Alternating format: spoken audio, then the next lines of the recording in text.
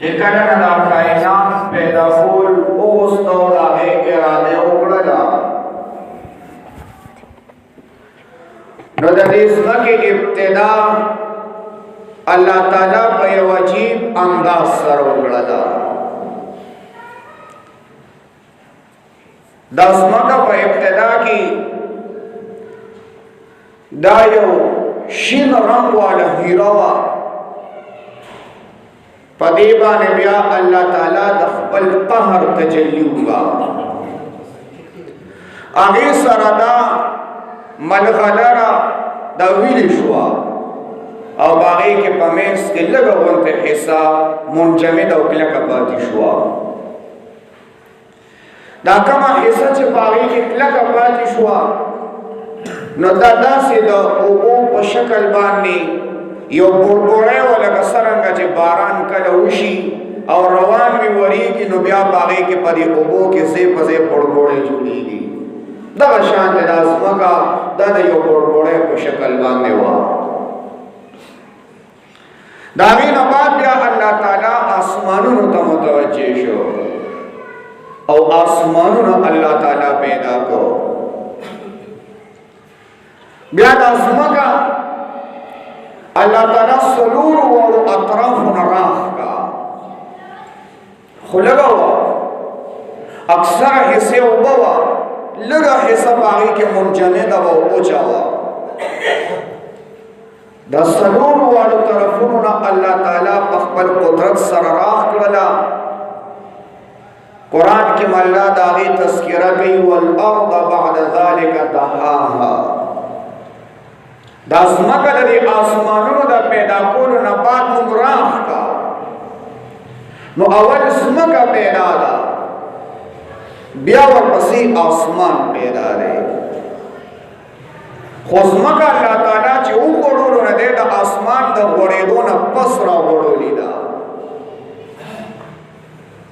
چې کله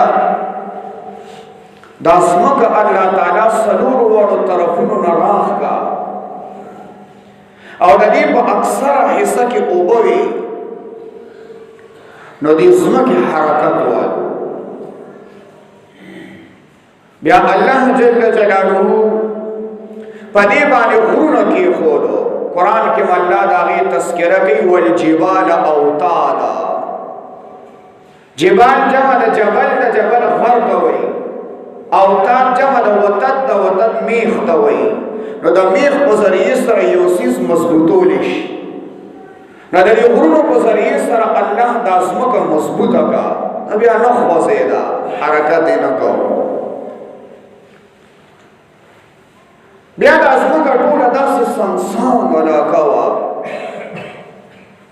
ټولې دشتې بیابانې وې. کله چې الله تعالی د آدم علیه السلام د پیدا کېدو اراده ظاهره کړله نو مقصد د آدم علیه السلام او د انسانانو د پیدایش څو احادیث قدسی کې رسول الله علیه السلام د الله جل شانه نه هغه نقل کړي. الله جل شانه فرمایي كنت كنزا مخفيا فاحببت ان اعرف فخلقت الخلق. الله فرمایي زه یو پټه خزانه چانه پیژندم چې رب څوک دی، خالق څوک دی، مالک څوک دی. چې څرنګه خزانه پټه وي په هغې کې دننه تا ته پته نه لګي د څو روپو نوټ پکې پروت دی، څه پکې پراته دي، څه نه شته نشته. دغه شانتې الله جل شانو پټه خزانه و چانه پیژنده.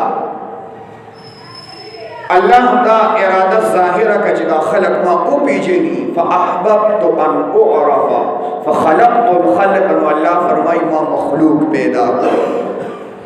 نو په مخلوقاتو کې ابتدا الله تعالی د آدم علیه السلام نه وکړه په اعتبار د وجود سره، په اعتبار د جسم سره. آدم علیه السلام چې کله الله تعالی دا اراده ظاهره کړه یو فرشتي ته وایي جبرائیل علیه السلام ته چې لاړ شه او د ځمکې د دې حصې نه خاوره او خټه راغونډه کړه چې هغې نه زه یو انسان جوړ کړم. جبرائیل علیه السلام چې ځمکې ته راغلو او د ځمکې نه یې حصه اوچتوله نو ځمکه ورته په ژړا شوه چې ما مه اوچتوه، ځکه ته به ما اوچته کړې او هغې نه به انسان پیدا شي، خو دغه انسان به بیا په ما باندې ګناه کوي، د هغه د وجې به په ما باندې عذاب راځي. نو ځمکې به جړه او فریاد وکړو نو بیا به یې پرېښودله. دغسې بله فرشته آخر کې دا ذمهداري اسرائیل علیه السلام ته وسپارل شو چې زه ته لاړ شه او د ځمکې نه خاوره راغونډه کړه. نو اسرائیل علیه السلام د ځمکې جړه فریاد ته ونه کتو، د الله هغه حکم ته یې وکتل او د هغې نه خاوره او خټه راغونډه کړه. نو د دغه انسانانو بیا د روح د قبض کولو هغه صلاحیت او طاقت او ذمہداری الله هم دغه اسرائیل علیه السلام ته وسپارله. اوس خلک جاړي ناست دي، تکلیف کی وی هغه یې سپارواني اته نه د روح اوچت کی اوسي. نو الله تعالی چې کله اسرائیل علیه السلام ته دا ذمہداري وسپارله د ځمکې نه خاوره او خټه راغونډه کړه، راوړله،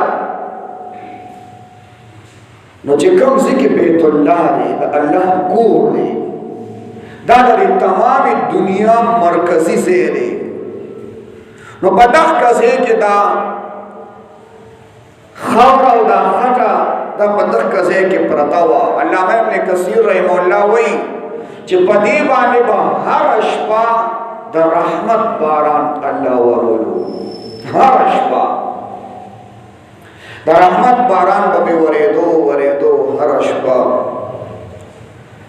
تر دې چې 40 شپې کله پوره کېدو کې شي نو یو شپه په دې خټه باندې د غم باران شو، د غم. باقي نو ټول شپې په دې باندې د خوشحالۍ او د رحمت باران شوی دی.